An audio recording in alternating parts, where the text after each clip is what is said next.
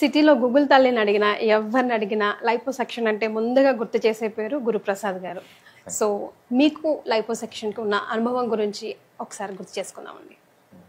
Liposuction అనేది one of the ఏమంటారండి మంచి ప్రొసీజర్స్లో one of the top most అండి. ఎందుకంటే రెసిస్టెంట్ ఫ్యాట్ అనేది మన బాడీలో చాలా చోట్ల ఉంటుంది.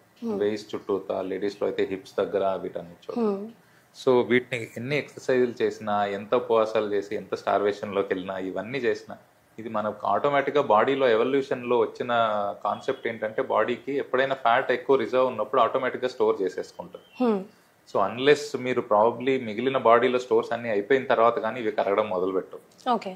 సో అందుకని ఈ ఫ్యాట్ ని వదిలించుకోవడానికి ఇంకా వేరే మార్గం ఏది ఉండదు. Liposuction is the best option for that. Okay.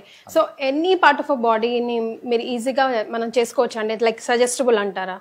Both men and women. అవునండి, లిమిటెడ్ గా ఏదైతే ఉంటుందో మనకు చిన్న దగ్గర నుంచి నెక్ దగ్గర కొందరికి ఉంటది, కొందరికి ఆర్మ్స్ లో ఉంటది, కొందరికి అబ్డమెన్ చుట్టూతా ఉంటది, కొందరికి థైస్ చుట్టూతా ఉంటది. సో వీటి ఎక్కడైనా లిమిటెడ్ గా అయితే ఏమంటారు, మనం లైపోసెక్షన్ లో ఇంకోటి ఏంటంటే ఇంపార్టెంట్ గుర్తుపెట్టుకోవాల్సింది, మాకు రెగ్యులర్ గా వచ్చే ఎంక్వైరీస్ కూడా ఏంటంటే లైపోసెక్షన్ వల్ల నేను ఎంత వెయిట్ తగ్గుతాను అనేది అడుగుతారు. Which is totally wrong, totally false notion.